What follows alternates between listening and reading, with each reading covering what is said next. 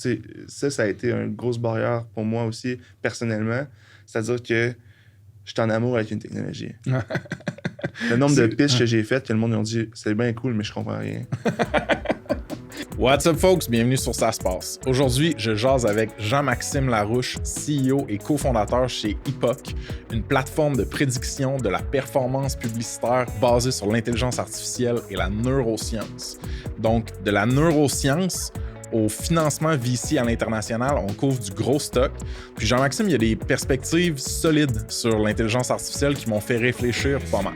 Alright, on passe au show. Let's go!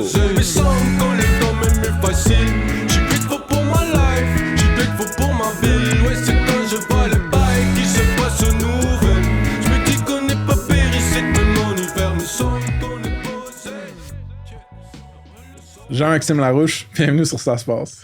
Hey Frank, c'est un plaisir d'être avec toi aujourd'hui. Ouais, man, tu reviens de vacances? 100%. Je viens du Japon en lune de miel. C'était Félicitations. exceptionnel comme voyage. T'as passé du bon temps?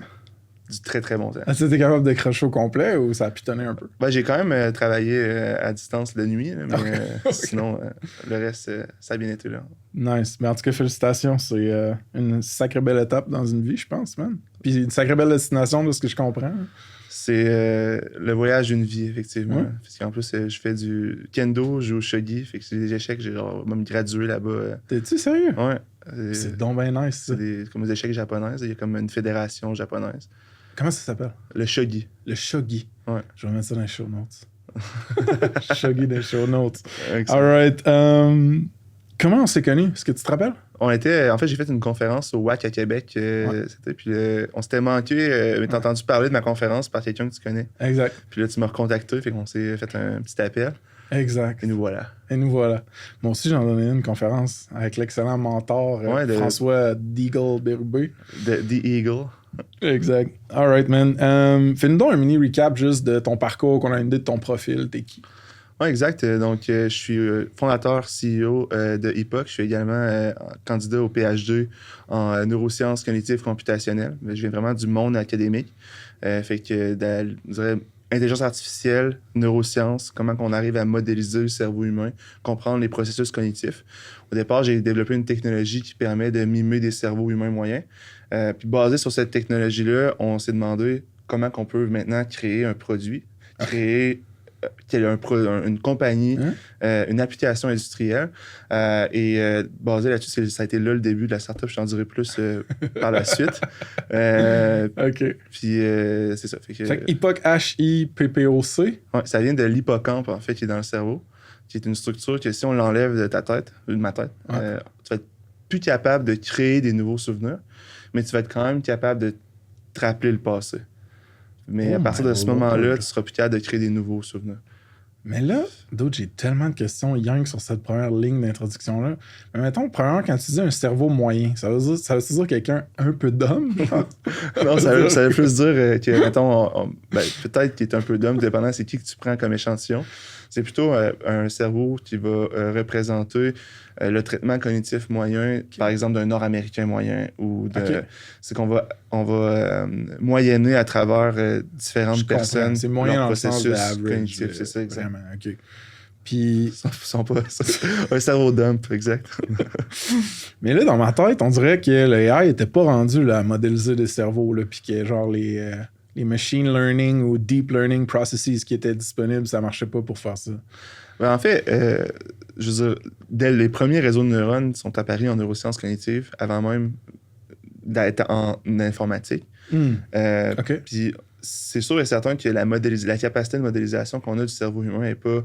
On n'arrive pas à comprendre l'ensemble des processus cognitifs, mais il y a certains processus cognitifs qui sont plus simples, qui peuvent être modélisés. Tu peux comme abstraire une partie de la job qui est faite dans la tête. Dans ce cas-ci, nous, on se concentrait sur le système visuel. Okay. Fait que là, l'information arrive dans les yeux, dans la rétine. Après ça, elle s'en va en arrière du cerveau ici dans V1, V2, V3. Puis là, il va y avoir différentes neurones qui vont processer l'information de manière différente jusqu'à temps de devenir invariant. Fait que là, tu vas avoir des neurones qui vont répondre, par exemple, à des verres. Des verres d'eau. Fait que là, dépendant si le verre d'eau est à moitié plein, à moitié vide, il est rouge, il est vert. Ces neurones-là vont s'activer, peu importe il est où dans ton champ visuel, le verre d'eau. Puis tu peux... vas avoir des neurones qui vont être spécifiques à des parties de visage, par exemple, ou à des objets qu'ils vont reconnaître comme ça. Et nous, on arrive à modéliser quand même bien ces structures-là, puis après ça, à essayer de prédire qu'est-ce que le monde va regarder, puis prédire qu'est-ce que le monde va se rappeler à propos d'une information visuelle. Incroyable. Puis on s'est rendu compte aussi que quand on a des processus cognitifs qui sont très consistants à travers les différentes populations, fait qu'on se rend compte que, par exemple, l'attention, si mettons, je te montre des images, qu'est-ce que tu vas regarder dans l'image, qu'est-ce qui va attirer ton attention en premier, puis qu'est-ce que tu vas te rappeler, c'est très consistant de 70 à 80% entre les différents critères sociodémographiques. Ah ouais. À partir de un exemple, non? Ben, par exemple, je te montre une photo d'un texte versus une photo d'un petit chien. Ben, tu vas vraiment plus avoir de facilité à te rappeler l'information du petit chien que l'information dans le texte. Ouais. Ça, c'est l'exemple de base, là, genre matériel. Très de base, mais après ça peut être vraiment complexe parce qu'il y a des interactions entre différents objets, du texte, des images. Puis nous, après ça, on s'est dit, OK, mais dans le domaine publicitaire, puis dans différents domaines, on a travaillé dans le user experience au début, on a travaillé en cybersécurité, on a travaillé dans le sens qu'on parlait à des leaders pour essayer de trouver une application commerciale à notre technologie. OK. Fait que là, t'es un candidat au PhD, au doctorat. Ouais, mais là, candidat, ça veut-tu dire que genre, ça se peut que tu fasses pas la finale d'occupation PhD? Ouais, c'est ça, exact. Là, parce que ça dépend comment tout le monde j'allais dire, trouver une joke, mais je l'ai pas trouvé. C'est pas grave, ça m'arrive tout le temps. Excellent, non, on n'a pas trouvé de joke. Mais occupation PhD, en fait, c'est que quand tu es candidat parce que tu n'as pas encore fait le dépôt de ta thèse. OK, c'est bon. Puis tu n'as pas encore fait ta thèse finale. Moi, je suis en pause en ce moment. Parce qu'avec l'entreprise, avec les employés, la levée de fonds et tout ce qui se passe, j'ai pas le temps de faire des cours. T'as pas le temps de PhD. J'ai pas le temps de PhD. Merci de m'expliquer ces détails-là. Comme tu peux voir, j'ai pas beaucoup d'amis PhD, donc j'ai pas les connaissances. Mes amis ont un cerveau très moyen, je te dis. Ouais, on va le modéliser. Alright, dude. Hey, man. En tout cas, ça va être probablement le podcast. Ça se passe avec le plus de concepts, mettons, intellectuels ou genre académiques, scientifiques. Puis avoir su, je me serais pas levé à 6 h du matin pour venir à Montréal. Je me serais levé un peu plus tard. On l'aurait fait en fin de soirée. Alright, man. Fait que là, ce qui est débile, c'est que t'as un chemin de founder qui est... Les founders passent par plusieurs chemins pour genre avoir leur Eureka ou leur motivation à lancer une startup, une compagnie. Le tien, c'est le chemin qu'on pourrait genre appeler grossièrement académique. Exact. Où est-ce que on parle de connaissances profondes ou théoriques, puis on se dit, yo, il y a une innovation, il y a quelque chose là. D'après moi, je peux l'appliquer dans le libre marché, qui est notre économie et notre capitalisme, whatever. Fait que là, tu itères à travers différents genres de verticales en essayant de faire quoi de l'étude de marché, de voir comment tu pourrais appliquer ta tech. Puis tu landes sur la pub comment, genre, avec Epoch? Au début, en fait, ce qu'on a fait, c'est qu'on a regardé, par exemple, différentes industries on dit, il y a une application possible. Fait que, par exemple, le user experience, parce qu'on sait quand ils créent des interfaces, ils font déjà des tests où ils utilisent parfois des eye tracking ou des choses comme ça. Fait qu'on s'est dit, OK, il y a une application possible ici, il y a une application possible en cybersécurité. C'est du monde, même en Australie, qui m'ont approché dans ce temps-là en disant, hey, j'utilise ton software pour prédire qu'est-ce que le monde va regarder, mémoriser, parce que s'ils regardent plus un malware, par exemple, dans une pub, ben, ils ont plus de chances de cliquer. Puis ça va leur coûter plus cher à la compagnie d'assurance. OK. Ouais. Sauf qu'après ça, on s'est rendu compte que lui, il faisait aussi des malwares. Fait que c'était un peu... on a coupé les ponts sur ce monsieur-là. Puis après ça, on est allé dans le thème en santé parce qu'on pourrait dire, OK, ben, pour diagnostiquer des troubles ou des choses comme ça. Mais là, avec les complications sur les réglementations en santé, c'était comme pas intéressant.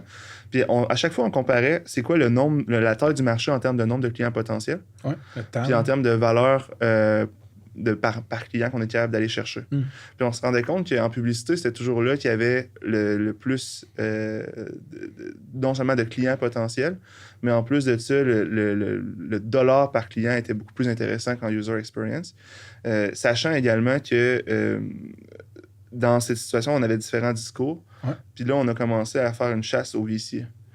Genre, on a fait une croisade assez importante. C'est-à-dire qu'on a commencé à pitcher des dizaines et des dizaines. En fait, à la fin, on en a pitché presque 100 avant de lever des fonds.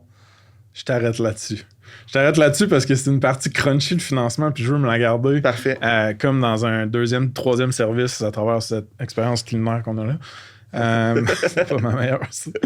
J'ai trouvé bonne. Merci, dude.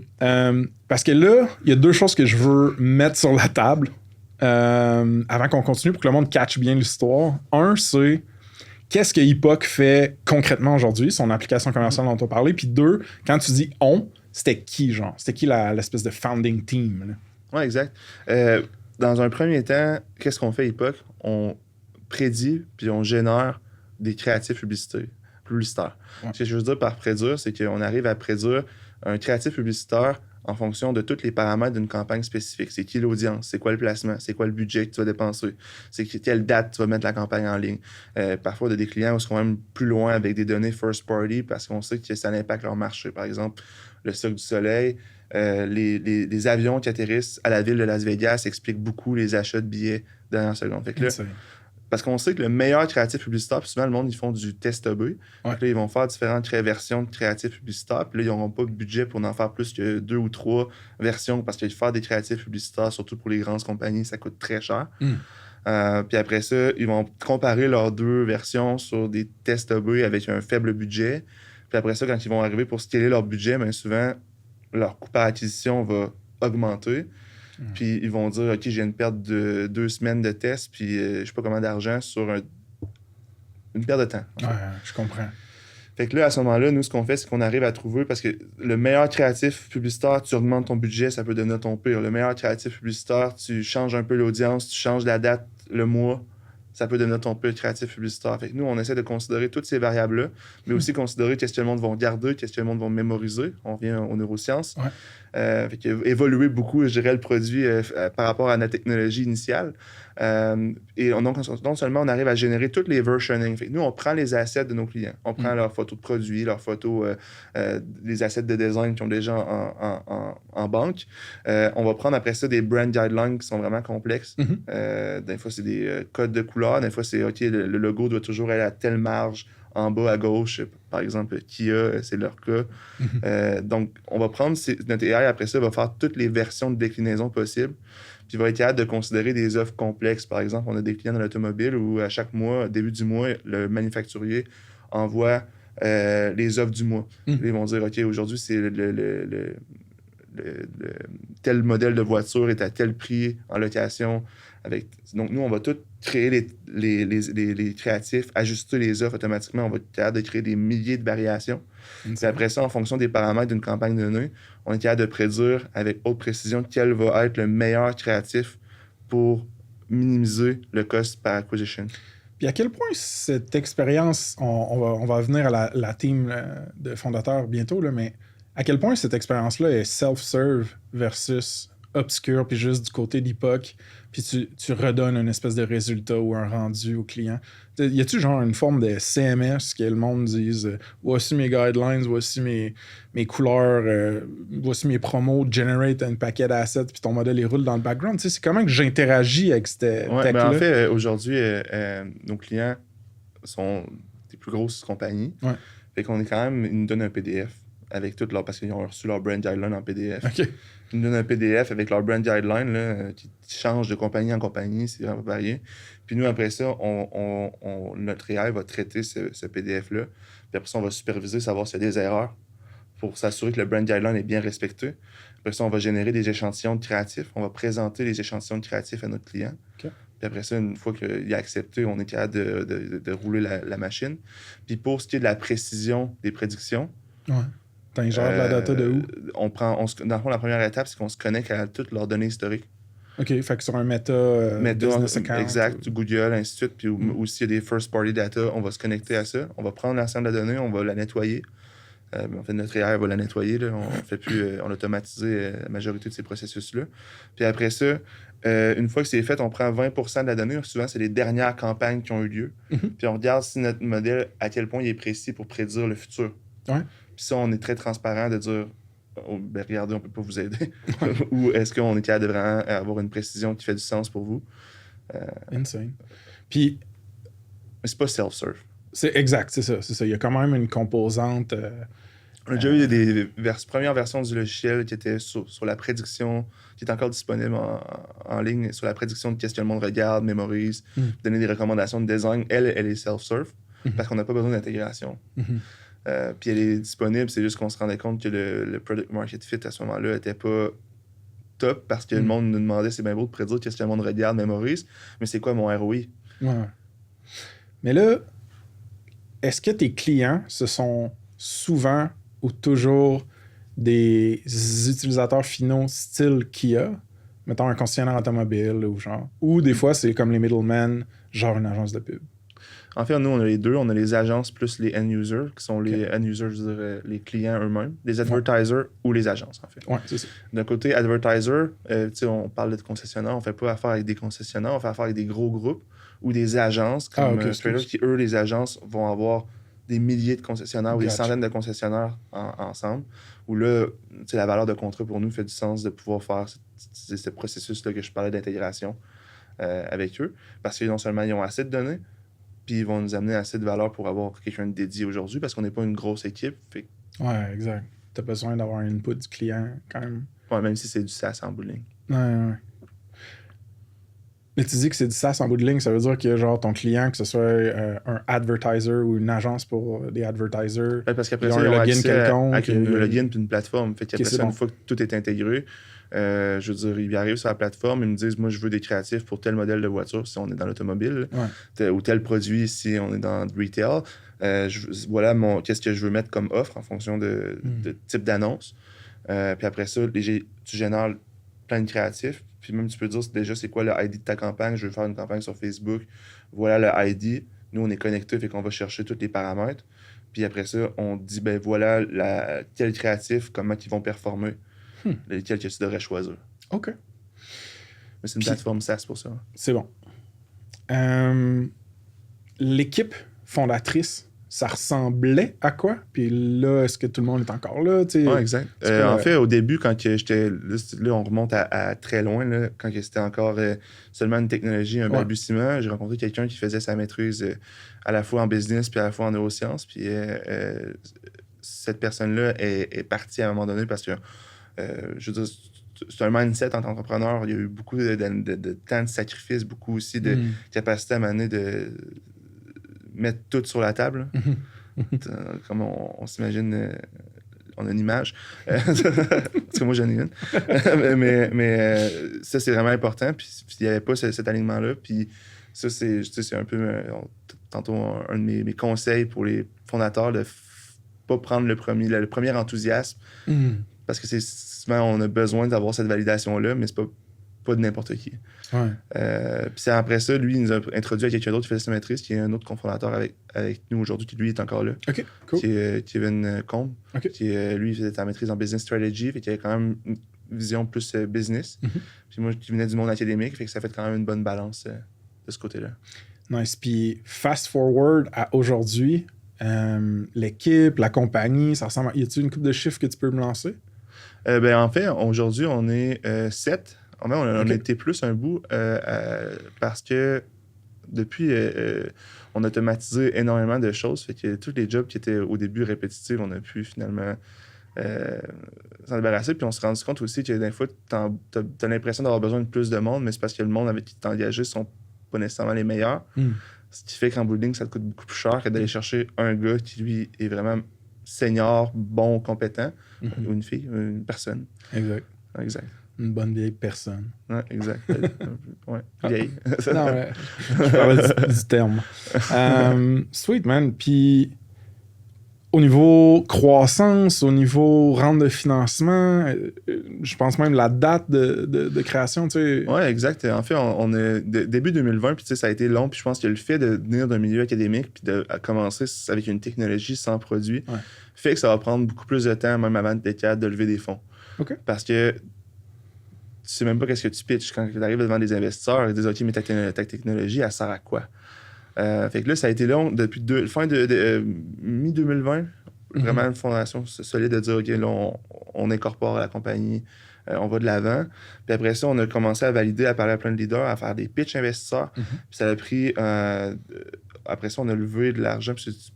Vas-y. Ouais, par rapport au financement, on a levé de l'argent avec Friend and Family pour toffer. Tu sais, moi, je me suis endetté. J'avais comme 100 000 $ de dette étudiante. Je me suis endetté à payer des programmeurs puis payer du monde sur mes student loans. Puis de l'autre côté, j'ai levé avec du Friend and Family sur un safe avec toutes les oncles, les tantes. Ça coûte 2000 $ par-ci, par-là. En tout, on a levé 250 000. Ça, on était en 2020? Ça, c'est 2021, ouais. OK. Fin 2020, début 2021. Puis après ça, là, on a levé juste de même jusqu'en 2022. OK. C'est pas vrai. 2022, ouais. OK. Puis après ça, on a levé notre ronde de financement. OK.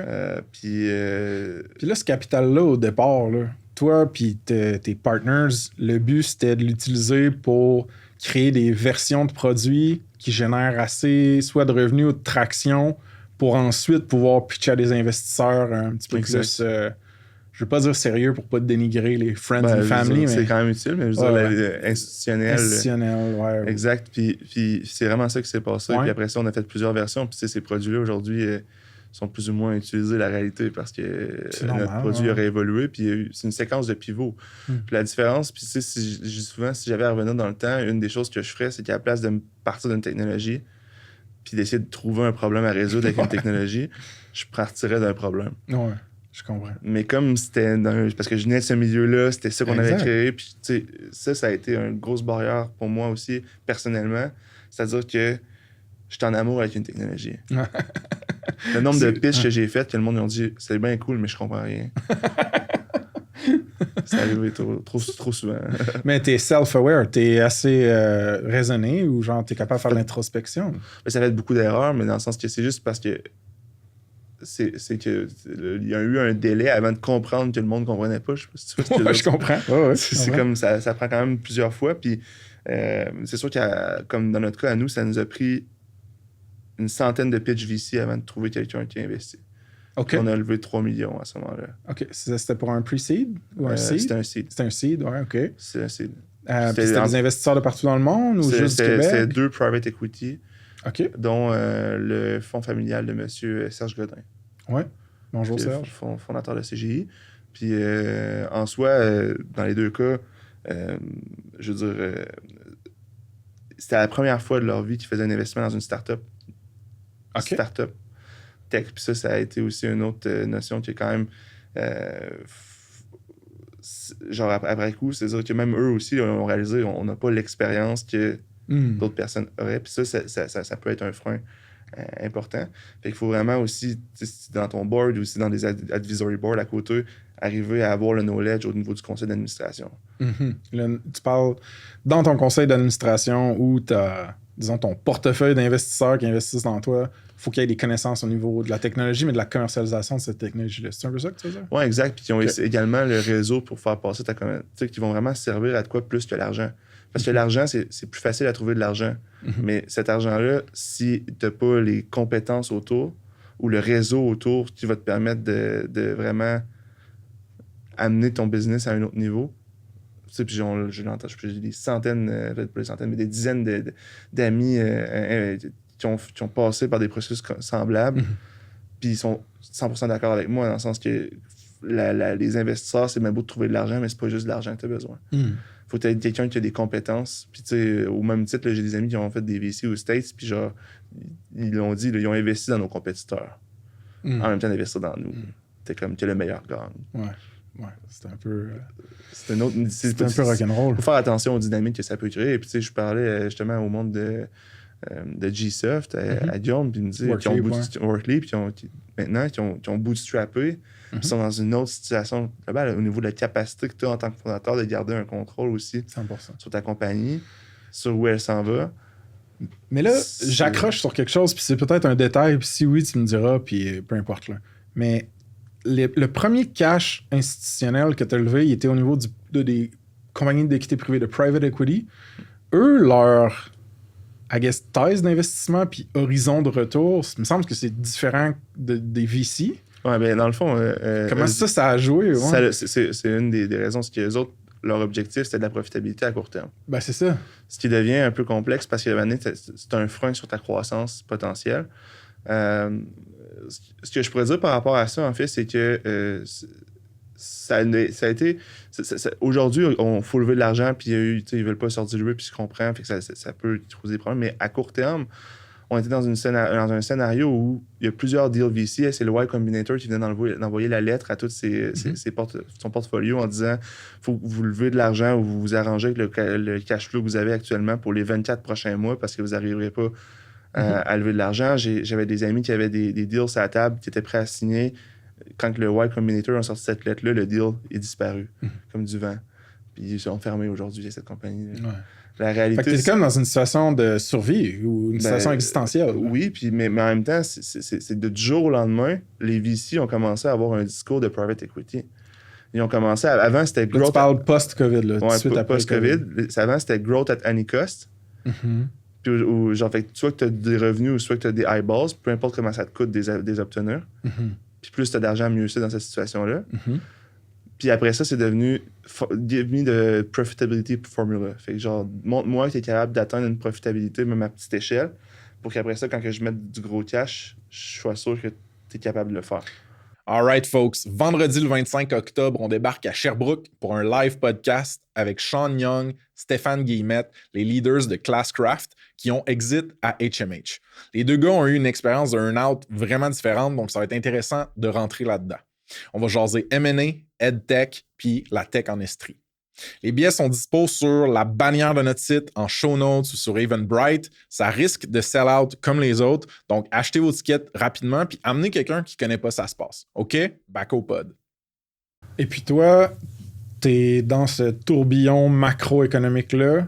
T'entends ces choses-là. Est-ce que c'est ça qui te motive à prendre du capital qui, lui, vise une profitabilité comme du private equity? Oui, 100%. OK. Puis après ça, puis je veux dire, aujourd'hui... Mais réconcilie-moi ça avec quand tu lèves du VC money. Ben, aujourd'hui, même les VC, ils te demandent c'est quoi ton... Avant, ils regardaient juste le growth ratio, ou même ton net revenue retention rate, c'était un peu plus historique. Puis aujourd'hui, ils vont regarder c'est quoi tes coûts. Avant, ils ne regardaient pas tes coûts. Ouais. Puis ça fait une différence parce que nous, on a toujours été self-aware sur comment on dépense notre argent. OK. Puis le but, c'est d'atteindre un moment où c'est parce que aussi, c'est que ça t'aide dans tes prochaines rondes de VC, dans notre cas à nous aussi, parce que, mettons, si tu arrives à avoir plus ou moins égal de revenus à des dépenses, c'est que tu vas être capable de t'offrir plus longtemps sans renouer, fait que tu vas être capable d'avoir plus de temps pour négocier un deal qui fait du sens, puis trouver des bons investisseurs, mais aussi d'avoir des meilleurs termes potentiellement. OK. Fait que ce que je crois comprendre, mettons, de la situation, c'est que au final, même si mon modèle mental du private equity, c'est pas nécessairement aligné avec du VC money, ben dans ce moment-là, dans le temps, t'avais quand même des VC qui, eux, aimaient la thèse de on va avoir une business qui est capable de générer, qui est proche d'être break-even ou peut-être un peu profitable, puis ça fitait avec les private equity aussi. Les deux avaient comme une vision qui était pas trop loin. Genre. Ouais, puis les private equity, la réalité, c'est que même en ce moment, ils cherchent des acheteurs potentiellement pour pouvoir sortir avec ces nouveaux VC-là. Fait que dans le moment, si j'avais pas pris cet argent-là, j'aurais pas eu d'autre argent, c'est sûr et certain. OK. Parce que le monde du VC, c'est en train de s'écrouler devant nos yeux. Okay. Mais aujourd'hui, je pense qu'il y a un alignement qui va faire qu'eux vont pouvoir trouver quelque chose de win-win pour qu'on puisse continuer notre croissance, parce que notre vision de croissance, c'est pas de bootstrapper une compagnie. Non, c'est ça, c'est que tu pourras pas rembourser plus avec intérêt sur juste des profits pour le premier, pour le private equity. Ben, non, exact. Fait que ça va être sur un autre investisseur VC qui, lui, va mettre beaucoup plus d'argent sur la table. Puis il y a du monde qui cherche ça aujourd'hui, puis on est en négociation. Intéressant. Mais c'est juste qu'à un moment donné, il ne faut pas fermer la porte au private equity parce que le marché a évolué. Puis je veux dire, j'ai entendu des histoires où le monde a fait du VC dans ces années-là, puis je veux dire, aujourd'hui, il y en a qui sont fermés, il y en a qui ont réussi à lever, d'autres non. Je veux dire, il y a autant d'incertitudes quand même. Mais à un moment donné, tu as besoin d'argent pour faire ton projet. Ouais.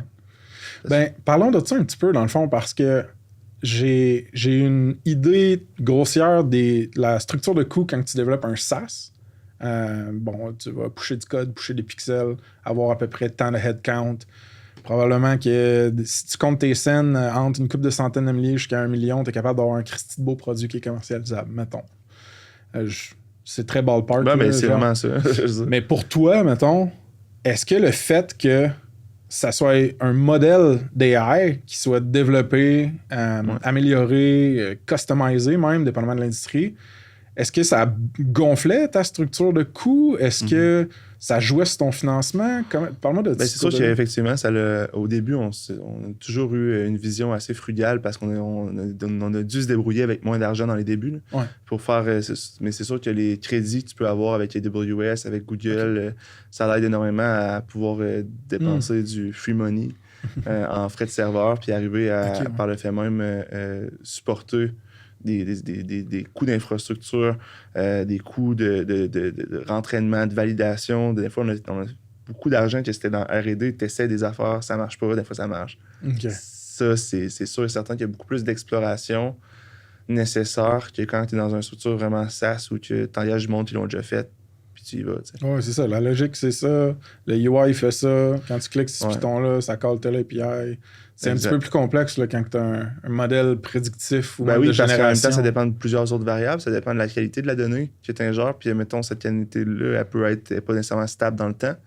Ça veut dire qu'il y a des fois, du jour au lendemain, surtout en publicité, c'est quoi la qualité du tracking d'un client? Ça peut varier d'un client à un autre.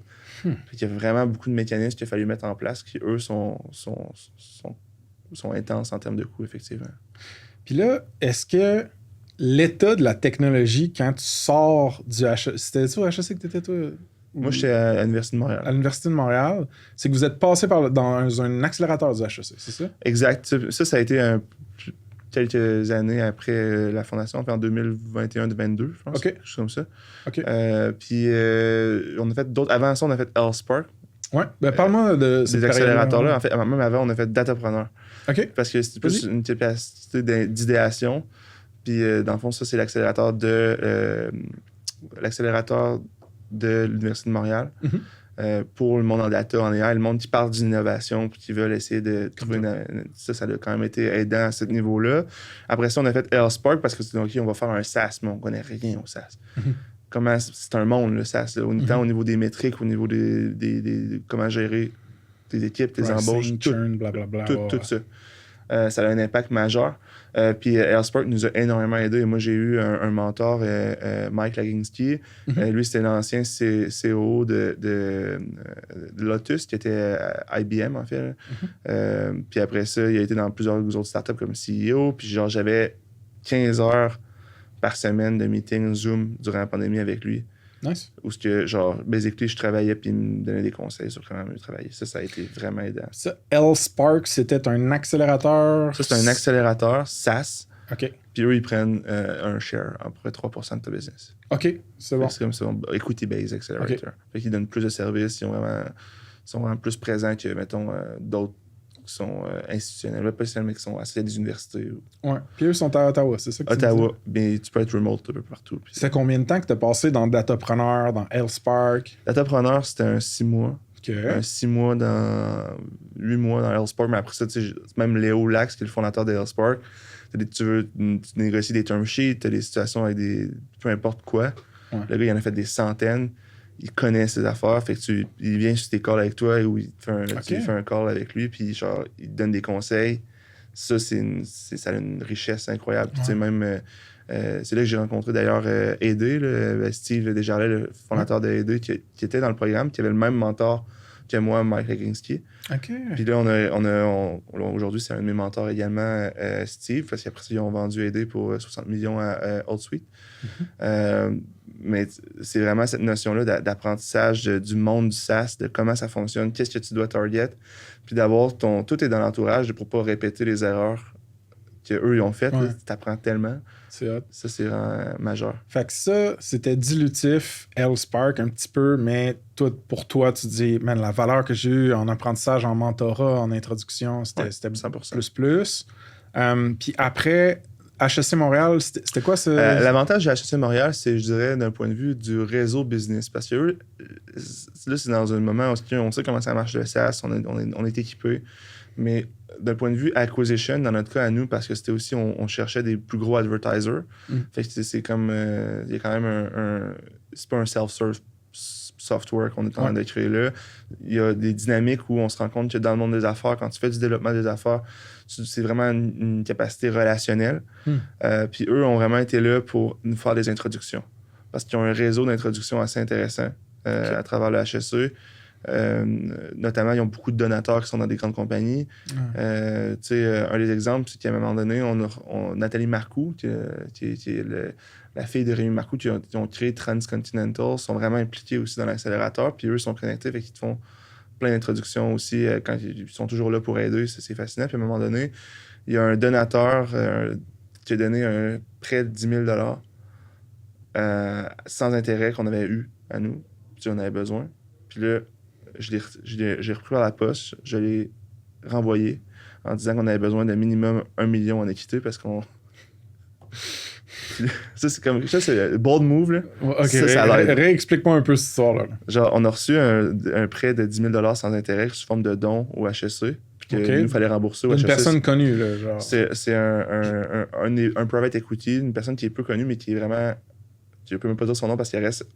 on va dire quelqu'un de... Je voulais juste savoir si c'était pas un don anonyme. C'est presque anonyme. C'est-à-dire que la personne est très secrète, mais quelqu'un qui est très important puis qui a beaucoup d'argent. Puis après ça, on a retourné disant... Puis là, on a réussi à avoir un pitch devant eux. Puis là, ils nous ont offert pour la première fois notre première offre qu'on avait eue. On n'avait jamais eu de term sheet. 1 million d'investissement. Puis là, c'était comme une affaire de par rapport à 50%. OK. Mais j'étais comme, OK, first step. On a eu quelque chose. On peut partir avec ça. Avec là, on est allé. On a fait Ange-Québec à ce moment-là. Puis là, on a réussi à avoir une autre term sheet qui n'était pas très bonne. Okay. Puis là, après ça, tu commences à négocier les term sheets. Mais dans le pitch, il y a un monsieur qui s'appelait... je ne donne pas son nom, mais c'est l'avocat fiscaliste du Québec Inc. OK. Ce gars-là, il connaît juste tout le Québec Inc.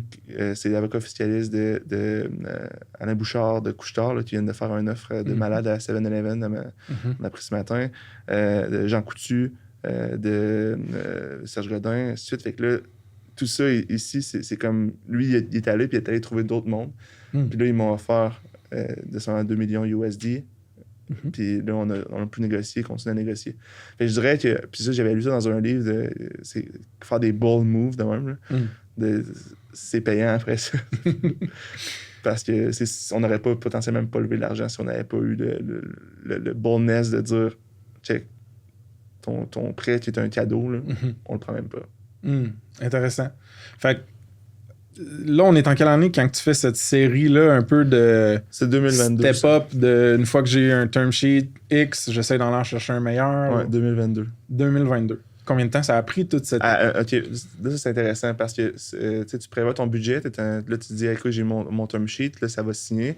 Là, même, tu t'es entendu avec des investisseurs, t'as serré des mains, tout est... il reste juste les négociations avec les avocats.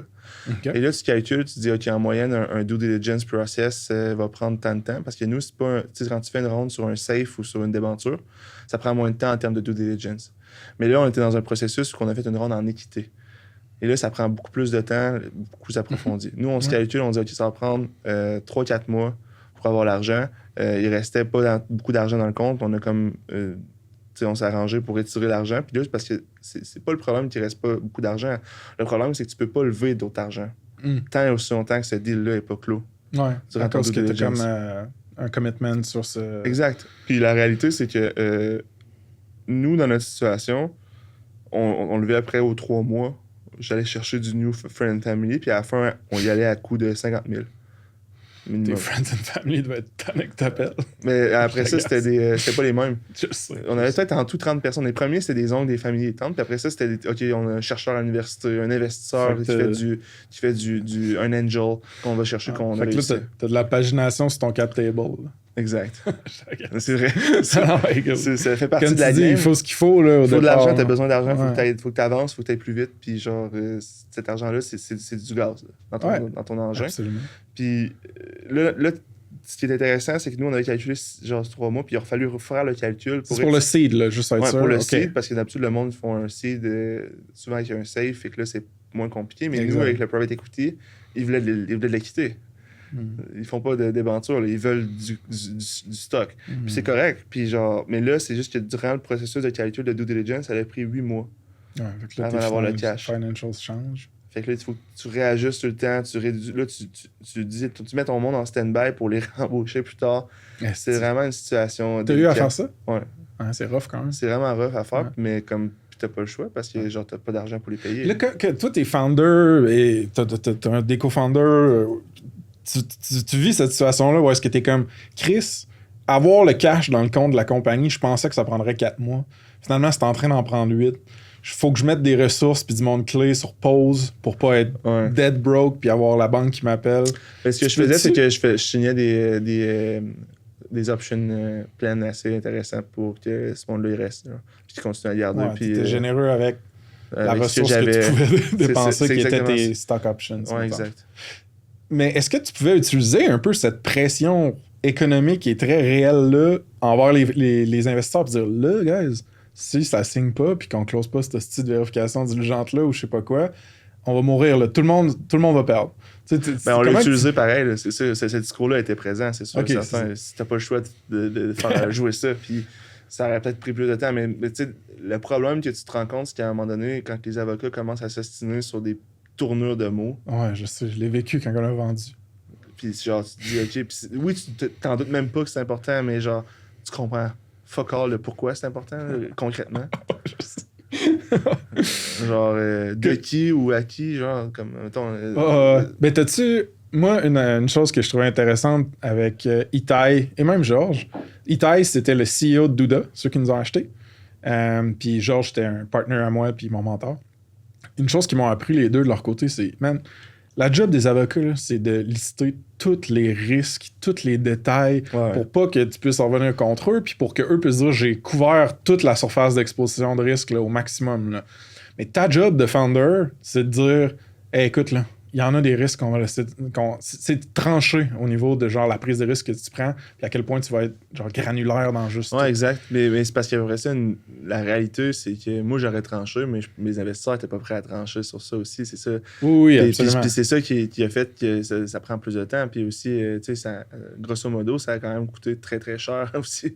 C'est comme ça tu reçois le chèque des avocats, les deux bords, puis là tu te dis tabarnak. La facture, tu veux dire. Ouais. Le chèque, c'est toi qui le fais. Là, la facture, exact. Non, c'est assez intense. Là. Ça t'apprends énormément aussi.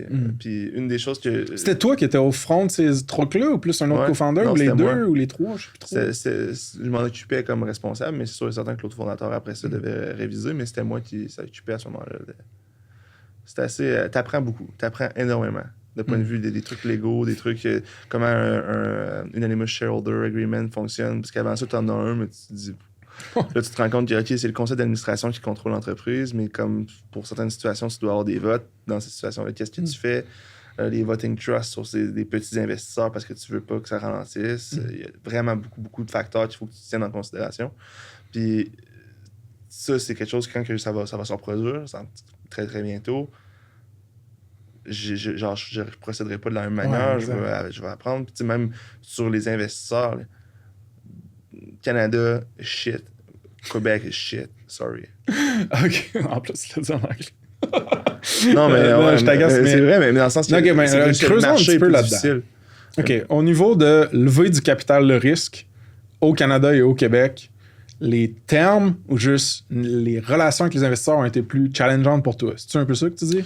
C'est juste que c'est pas juste moi. C'est vraiment quelque chose qu'on est capable de s'entendre entre fondateurs quand on a des discussions parce que c'est que le marché est plus difficile. Je comprends. Ça veut dire que les investisseurs sont plus réticents, à faire des offres. C'est que tu vas lever moins de capital pour des valorisations qui sont beaucoup moins intéressantes. Fait que ça, la base de prémisse, comme... c'est pas ce que tu veux toi. L'argent coûte plus cher ici. Là, ça dépend des situations économiques, ça peut varier, mais l'argent coûte plus cher. Quand l'argent coûte cher, le monde, ils en veulent plus pour leur argent. Puis ils t'en donnent moins. Fait que ça, c'est à la base.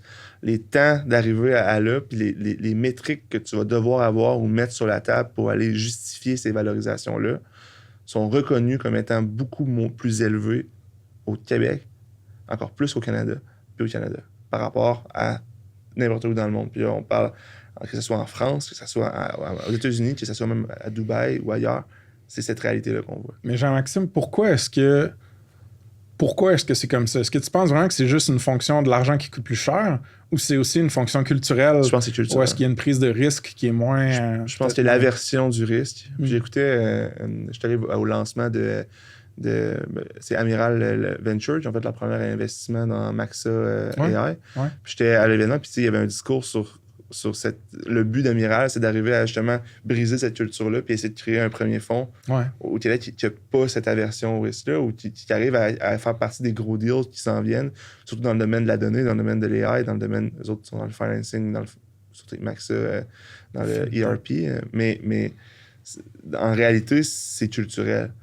Puis c'est culturel, je pense qu'on a des fois cette mentalité-là de vouloir voir. C'est pas vrai que c'est pas pour tout le monde. Là. Je pense qu'il y a certaines étoiles comme du Nord, North Star, qui brillent. Là. Puis genre, cette prise de risque, si tu vois juste dans les entreprises, il y a du monde qui voit gros. On vient voir en ce moment une petite compagnie de Laval, couche-tard, qui vient de faire un offre, c'est fou. Là. À 7-Eleven, qui est le plus gros holding de dépanneurs au monde. Puis tu disais, on va vous acheter nous autres. Genre. Je pense qu'ils veulent trouver un win-win puis qu'ils voient une opportunité de changer le siège social du Japon vers le Canada à cause de la valeur des monétaires puis de la yen. C'est stratégique, mais ils voient gros. Il y en a qui voient gros. Ouais. Puis je pense que c'est juste que généralement, dans tout le bassin, c'est comme le average, ou on parlait tantôt du average person, sont plus réticents au risque. Absolument. C'est bon que tu me le dises, parce que moi, je récolte ces expériences-là, ces feedbacks-là d'un paquet de founders, parce que moi, j'en ai pas levé de capital. J'en ai juste reçu. Mais, mais ça me permet de me dresser, ça me permet de me dresser un portrait, tu sais, puis de comparer les discours. Mais je dois dire que c'est le 100e épisode. Quand ça va sortir, le 100e épisode va avoir déjà été sorti. Fait que ça fait plus de 100 fois que je m'assure avec des founders. C'est fou, hein? Tu as appris énormément. Je me rappelle pas si pire. Pas si pire. Mais ce que j'allais dire, c'est que le discours que tu me dis là, je l'ai entendu plusieurs fois encore.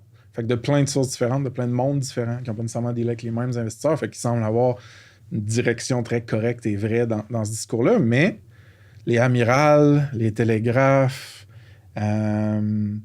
voyons, pourquoi je blank? Boréal, excusez-moi. Tu vas-tu réduire le temps au montage? Je pourrais. Je vais demander au AI de faire ça. Il y en a plein, je pense, de nouveaux fonds ou de nouvelles générations d'investisseurs qui veulent répondre à ce besoin-là, qui est genre, hey, on veut des termes plus friendly pour les founders. Puis mais c'est parce qu'en bout de ligne, quand tu regardes à une plus grosse échelle, c'est qu'ils ont plus de chances de réussite parce qu'ils vont devoir lever d'autres capitales pour réussir. Parce qu'à un moment donné, c'est une question de quantité de ressources que tu as aussi pour ton entreprise pour pouvoir réussir. Puis plus que tu as des Airbnb, des Uber, même aujourd'hui dans l'AI, des OpenAI, des Mistral AI en France, Anthropic. Toutes ces compagnies-là, la réalité, c'est ils ont levé des sommes records astronomiques de capital. Puis par le fait même, ils ont plus de chances de réussir que n'importe qui à l'autre compagnie, même si... Ouais. Puis eux autres, dans le fond, c'est qu'ils ont aussi une vision qui est économique, mais géopolitique qu'on n'a pas ici, au Canada. Ce que je veux amener là-dedans, c'est quand on se rend compte que d'un point de vue géopolitique puis d'un point de vue économique, de créer une grande puissance qui vont, oui, aujourd'hui, à court terme, ne fait pas d'argent, elle brûle beaucoup d'argent, mais qu'elle prend le marché parce qu'on sait que ce marché-là existe, parce qu'on sait qu'il y a une réponse. Ça va faire que non seulement ça va faire un joueur fort qui va créer de l'embauche, qui va stimuler l'économie, mais qui, en plus de ça, va positionner, d'un point de vue de l'État ou du pays, c'est pas nécessairement par le gouvernement, puis que ça passe par les personnes qui ont beaucoup d'argent dans un pays, prendre une position de pouvoir intéressante. Puis un des points là-dedans, c'est qu'on l'a vu dans le monde de l'intelligence artificielle particulièrement. En ce moment, on parle de la course à l'intelligence artificielle. Puis même autant avec OpenAI, avec d'autres joueurs qui sont développés, notamment il y a Scale AI aux États-Unis qui sont assez gros. Il y a en France Anthropic, Mistral. Ici, on a Cohere. T'as-tu déjà entendu Cohere, mais encore là, la quantité d'argent qu'ils ont réussi à lever puis à faire, puis c'est un peu différent parce qu'ils sont pas dans le general, ils sont plus dans le SaaS B2B très, très précis. Ce qu'on se rend compte, c'est que d'un point de vue géopolitique, puis de la quantité d'argent qui ont été investis, c'est une guerre. Puis ils se battent, entre autres, contre d'autres puissances. Puis que s'il y en a juste un qui lead, en ce moment, comme dans leur discours de pitch, c'est même pas un pitch de dire « Regardez comment on va faire de revenus ». Leur pitch, c'est même pas ce discours-là. Leur pitch, c'est « En ce moment, on est dans une situation géopolitique très, très importante. Si c'est l'art, c'est la donnée. » Finalement, c'est la source de tout.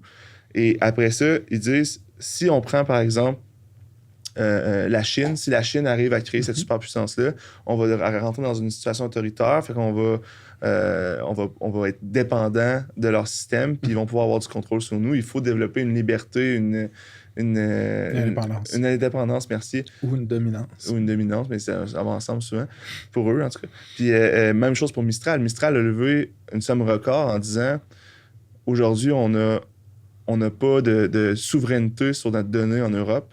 On doit créer une puissance comme OpenAI qui serait européenne et basée en Europe pour avoir un contrôle sur notre donnée et pour aussi ne pas rentrer dans un monopole ou avoir notre joueur dans l'oligopole.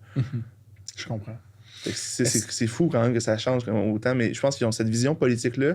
Je pense qu'elle est plus présente aux États-Unis, elle est plus présente en Europe, puis en Chine même, qu'au Canada. Mais je pense que c'est parce que, puis on le voit aussi dans les autres pays qui sont dans la même situation que nous. Grosso modo, c'est les pays du Commonwealth, genre, qui sont pas des superpuissances, qui sont pas associés comme à l'Union européenne ou aux États-Unis directement. All right, folks, petit shout-out aux chiffres, partenaires certifiés, ça se passe. Une firme comptable tech-enabled qui organise vos finances. De la comptabilité cloud à la paye, à la fiscalité, c'est le bras droit de l'entrepreneur tech. Ils ont aidé un paquet de SaaS bootstrapped ou fundé. Check them out sur saspace.com/partenaire avec un S. Puis manquez pas le show 74 avec Jean-Gab sur le pricing. OK? De retour au pod. T'as dit au Québec, au Canada, c'est un petit peu moins founder-friendly ou du moins risk... C'est risk-averse. C'est risk-averse. Merci. Juste de par cet énoncé-là, ça implique qu'il y a des endroits où est-ce que ça l'est moins. Puis je crois que toi, tu voyages pas mal pour la job. Ouais, exact. Je pense que ça a rapport avec ta commercialisation autant qu'avec ta levée de fonds, ta financement. C'est certain qu'on essaie de trouver des partenaires qui vont mettre une meilleure valorisation ailleurs, ça a un impact, mais aussi d'un point de vue commercialisation, on fait partie notamment de l'accélérateur de LVMH. Okay. Non, LVMH, je ne sais pas si tu connais. Je connais pas ça, non. C'est Louis Vuitton, Dior. En fait, c'est le plus gros holding de marques de luxe, Moet Hennessy. Okay. C'est un des hommes qui a été l'homme le plus riche du monde il n'y a pas longtemps, Bernard Arnault, okay. qui possède LVMH en grande partie. Okay. Puis là, il y a un accélérateur qui est à la Station F. Station F, c'est le plus gros incubateur ou accélérateur d'entreprises au monde. qui est basé à Paris. C'est une ancienne gare, il y a des milliers de startups. Oui, ça, je sais pas. Ça, c'est vraiment impressionnant d'aller là-bas. Puis là, pour la prochaine année, on a un bureau là-bas à Paris, dans les bureaux de LVMH qui sont à la station F pour les startups. Puis là, on a comme un programme où ils nous présentent à des...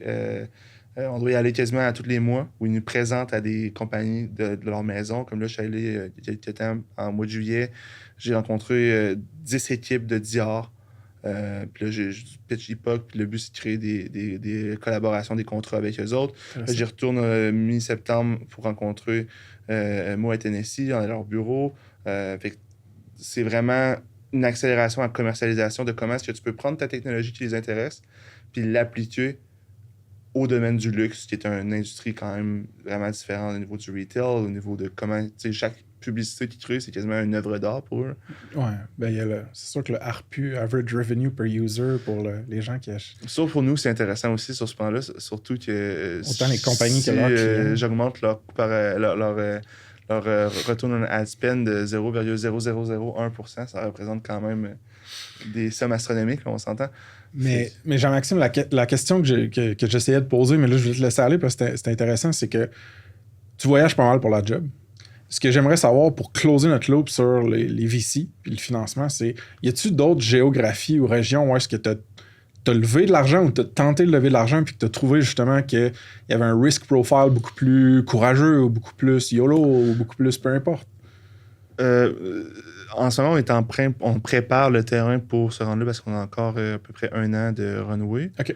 Mais dans les discussions que j'ai eues, parce que là, mettons, autant à Palo Alto en Californie, à New York, Il y a quand même des critères aujourd'hui qui étaient, dans le temps où on se pense, t'arrives là-bas, t'as une bonne idée, puis ils te donnent des millions. On n'est plus là-dedans aujourd'hui, en général. Je pense qu'il y a quand même on reste moins risk-aversive, mais ça reste qu'il faut que tu aies quand même des bonnes métriques. Il faut que tu démontres au moins des contrats signés quelques-uns, mais tu vas quand même en avoir moins à démontrer. Puis si c'est une valorisation sur de l'acquisition aussi, parce qu'on des personnes stratégiques, ça va être des meilleures valorisations qu'ailleurs. Ça, c'est certain. Puis on le sent dans les discours en général, que ce soit en France aussi, que ce soit ici. C'est que je pense qu'ils se permettent de voir plus gros. OK. Mais... Puis quand tu dis valorisation sur l'acquisition, là, tu parles-tu de la business qui s'est fait acquérir éventuellement ou de l'acquisition de clients de la business dans le moment? Là, je parlais d'une acquisition potentielle d'un partenaire stratégique. Vraiment quelqu'un qui achète des parts, des parts dans l'entreprise. OK. Pas un VC, là. Tu parles d'un joueur stratégique. Oui, une compagnie qui voit la technologie qu'on a développée comme étant complémentaire. Ouais. Tu sais, je parle, par exemple, il y a un de nos compétiteurs qui s'appelle Memorable.io. Ils viennent juste de se faire acheter par Reddit. J'ai dû bien dire. Reddit. Pour 40 millions. Mais là, tu te dis, OK, ben, ça peut être intéressant d'explorer ça. Puis même si tu ne vas pas jusqu'au bout, puis tu as un offre, ça t'aide à lever de l'argent pareil après. C'est beau, je te suis maintenant. Super. Memorable.io, ils faisaient quoi, eux autres? Du gen puis du predictif, puis ils prédisent aussi si le monde mémorise avec la neuroscience. Vraiment comme nous, littéralement. Puis quand tu dis generative, fait que c'est genre ça crée du texte, de l'image, du son, du vidéo, je sais pas trop ce que ça créait. Dans ce cas-ci, c'était surtout des banners puis des petites vidéos animées, mais pas du son. OK. Ouais, parce que nous, on est différents dans le sens qu'à la place de... On s'est rendu compte qu'on travaille avec des compagnies qui, à la place de vouloir vraiment générer le contenu, qui ont déjà beaucoup de contraintes par rapport à ça, ce qui les intéressait, c'était plus d'avoir les variations nécessaires pour pouvoir tester beaucoup de contenu. Fait qu'à la place de dire qu'on arrive à générer des différentes vidéos, templates, des différentes versions de banners, d'images, puis on se rendait compte qu'en faisant ça, on suit des brand guidelines qui sont très, très stricts. Genre, fait qu'on peut pas modifier vraiment les images, modifier les photos du produit, générer des backgrounds. Des fois, ils ont des contraintes sur les backgrounds que tu dis, genre, comme c'est trop complexe. Fait que, à la place, on se concentre sur générer toutes les versions. Fait comme faire le versioning de toutes les vidéos, de toutes les images, pour tous les formats. Fait que, tu sais, mettons, OK, le logo, s'il est ici, mais des fois, il peut être ici, il peut être plus gros. On peut générer des milliers de variations comme ça. Tu m'avais mentionné dans un appel qu'on a eu ensemble que la prédiction puis la génération dans le domaine de la publicité, c'était ton beachhead. Explique ce que tu voulais dire par ça. Oui, en fait, puis même avec les compagnies avec qui on fait affaire actuellement, qui sont, par exemple, au Cirque du Soleil, on parlait d'LVMH tout à l'heure. Ça, c'est sûr et certain que c'est un bon beachhead, dans le sens que ça se peut très bien que ça va rester dans ce domaine-là, mais c'est sûr et certain que la vision long terme pour Epoch, ça reste qu'il y a des applications à la technologie qu'on a développée à différentes sources, à différentes industries notamment. Puis il faut dire que une des raisons, tu parlais tantôt de frugalité ou on n'avait pas beaucoup d'argent puis ça coûte plus cher de faire des modèles d'AI. Mais ça a développé aussi des innovations intéressantes chez Epoch sur la capacité de créer des modèles prédictifs puis génératifs qui sont plus efficaces en termes de coûts. C'est-à-dire qu'on arrive à trouver des meilleures architectures qui sont plus petites puis qui sont plus accurate par le fait même. Ça diminue les coûts puis ça rend les modèles prédictifs puis génératifs plus sustainable. On sait que c'est dans le sens que ça va leur coûter moins cher puis qu'ils vont être plus précis. Puis parce qu'ils coûtent moins cher, ça fait meilleur impact sur l'environnement. Ouais. Il y a moins de GPU qui... Exact. Moins de mopettes. puis dans cette lignée-là, que ça soit avec Epoch ou ailleurs, il y a vraiment quelque chose qui est intéressant sur la capacité qu'on va avoir de prendre cette technologie-là qui a été développée par souvent les contraintes mènent à des breakthroughs technologiques, la créativité. Puis d'arriver à commercialiser ça plus généralement parce qu'on sait que le Gen AI, Predictive AI, tranquillement, ça va être partout. Ouais. Fait que là, t'es-tu en train de nous dire, sans nécessairement beaucoup de bravado, que tu voudrais compétitionner avec les modèles fondationnels de OpenAI, d'Anthropic, de Mistral? C'est-tu quelque chose qui fait partie de ton ambition? Ben, je pense que ça fait effectivement partie de mon ambition, puis ça va être avec ou sans Epoch qu'on va voir ce qui va se passer dans ça. Okay. Mais personnellement, ça m'anime énormément parce que je trouve que le modèle qu'on voit actuellement avec OpenAI, avec Mistral ou les autres, est brisé. Dans quel sens? Dans le sens que aujourd'hui, non seulement eux autres qui tendent vers, c'est le General Intelligence, Artificial Intelligence. Puis tu sais, même, il y a des problèmes au niveau non seulement de la sustainability pour l'environnement, la souveraineté d'un point de vue géopolitique pour la donnée, puis il y a un problème également au niveau de la sécurité pour l'humanité, parce que c'est là qu'on est en ce moment. C'est la science-fiction, la fiction qui dépasse la réalité. La réalité qui dépasse la fiction, plutôt. Au sens où même un des premiers ingénieurs de OpenAI est parti de chez OpenAI en disant « Je vais créer ma propre startup. On va créer quelque chose de plus safe parce que ce qu'ils font en ce moment chez OpenAI, c'est pas du tout safe pour l'humanité parce que c'est des agents intelligents qui sont très dangereux, en fait, en termes de capacité.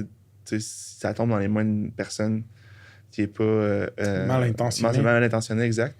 Donc, il y a un aspect aussi au niveau de la neurosymbolique puis la capacité de contrôle sur ces agents-là. Puis aujourd'hui, la vision, c'est de faire toujours des plus gros modèles.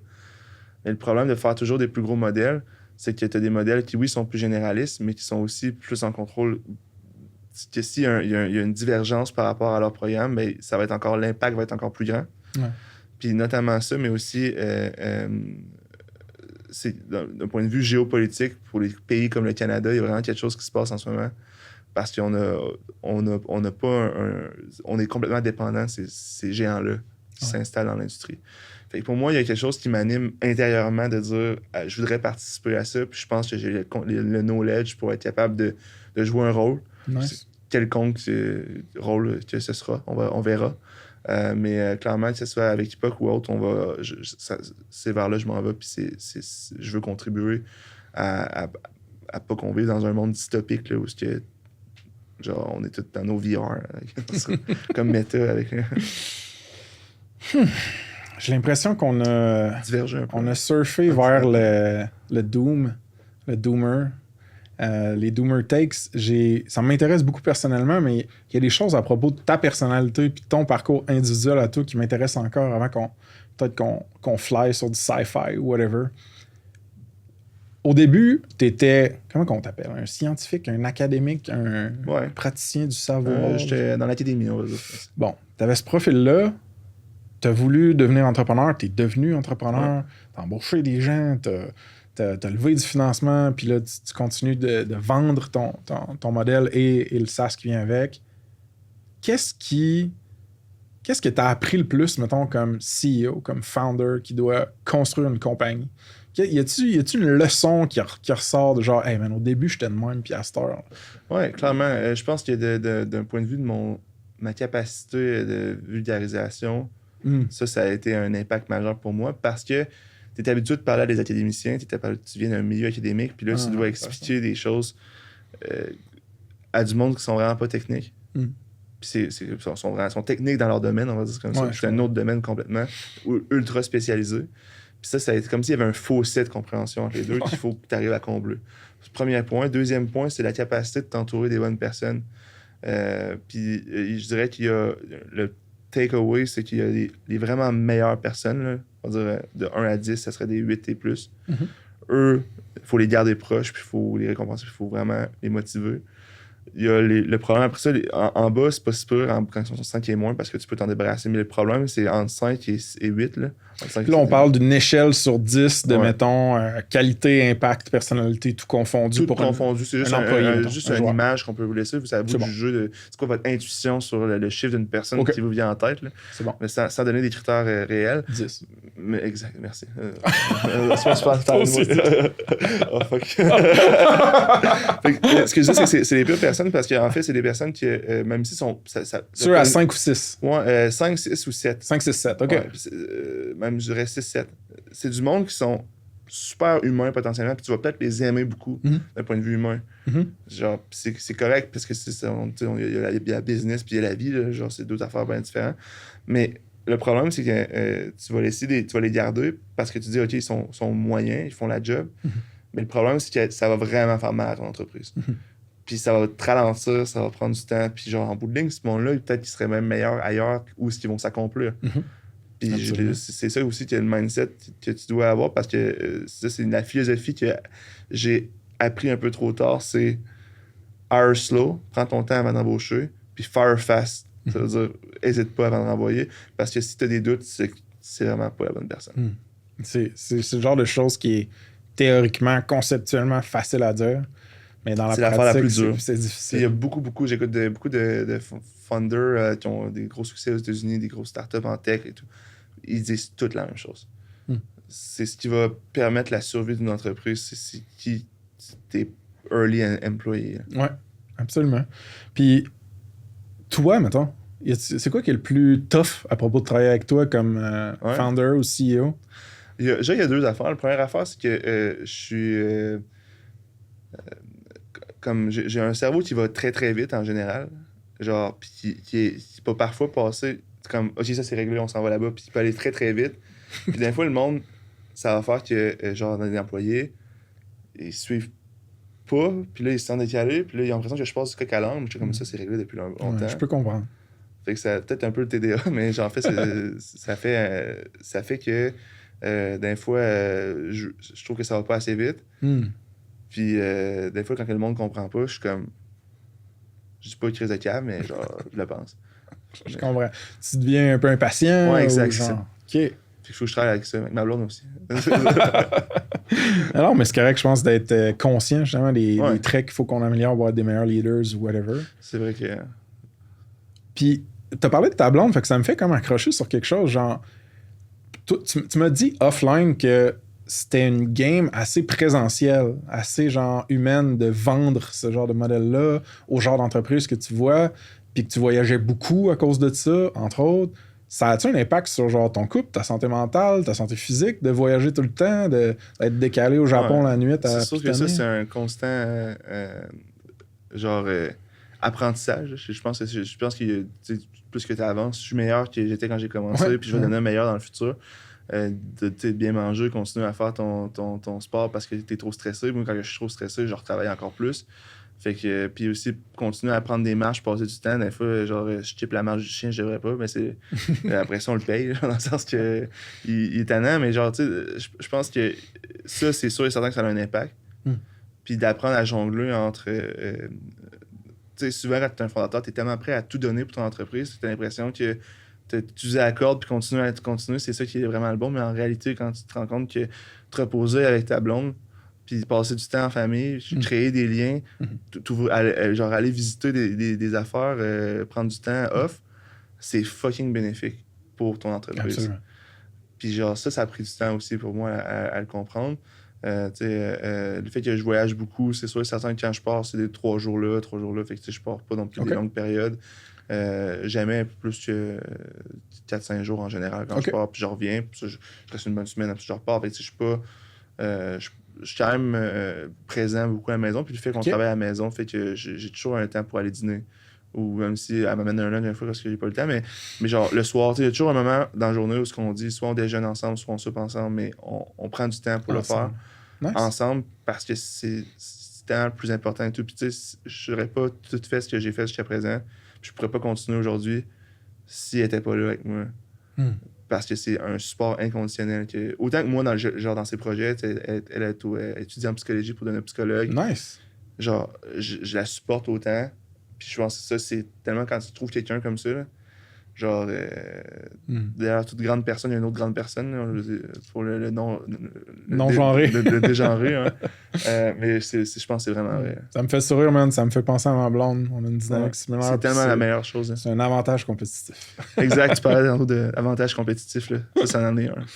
Puis, pourquoi est-ce que le présentiel est important dans le...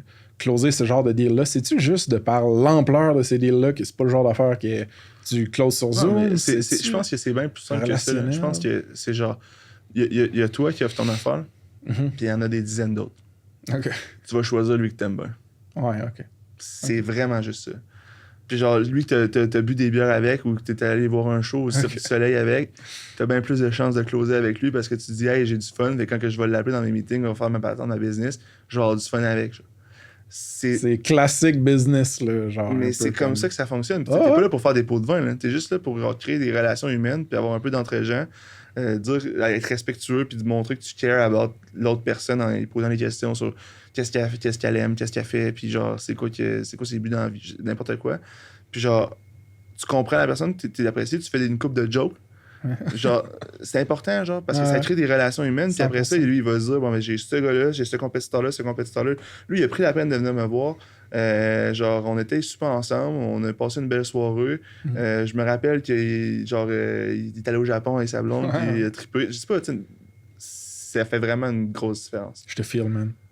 Fait que ta stratégie d'acquisition client, finalement, c'est prendre l'avion, aller à Las Vegas, amener le monde au Cirque du Soleil. C'est quasiment ça. Non, c'est pas... Je t'agace, mais c'est beaucoup plus sales-centric que inbound marketing. Genre, il y a quand même un peu de inbound puis de crédibilité autour qui t'aide à approcher ce monde-là. Okay. En premier lieu, par exemple, c'est con, là, mais genre, là, on a été nommé par Forbes 30 Under 30. Félicitations. Merci. Puis, comme ce genre de crédibilité-là que tu peux aller chercher ailleurs, qu'on a quand même un site avec des blogs, c'est de faire quand même ramener du trafic. Mais aujourd'hui, il y a eu certains clients qui ont vu des trucs dans les journaux ou ailleurs, puis après ça, ils nous ont contactés. Mais la majorité, c'est soit via. C'est souvent, que ce soit à Vegas, que ce soit à New York, à San Francisco ou en France, que ce soit via des programmes ou du monde que j'ai rencontré, que j'ai outreach sur LinkedIn, que j'ai vu une couple de fois. Puis eux, ça devient des référents d'affaires. Parce que c'est souvent une question de one-man show. Le monde te parle pas si t'as pas eu un one-man show ou ailleurs. Soit ça, ou soit que t'as eu un boot là, dans un gros événement, comme là, on s'en va à Digital Dealer, où c'est comme des dealers automobiles dans le monde à Vegas, des plus gros groupes automobiles. On a un boot là-bas. Puis là, tu leur dis, écoutez, venez-vous-en.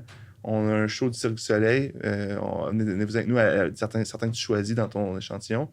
Même si tu les connais pas, ils disent, hey, tu leur offres une affaire qu'ils peuvent pas refuser. Fait que, il y a ça, mais en bout de ligne, c'est relationnel. La majorité. Genre 99% du business, c'est relationnel. Puis le reste, c'est du support à la relation pour qu'ils disent, pour pouvoir entamer la relation. Je sais pas si tu vois ce que je veux dire. Ouais. Non, c'est bien, man.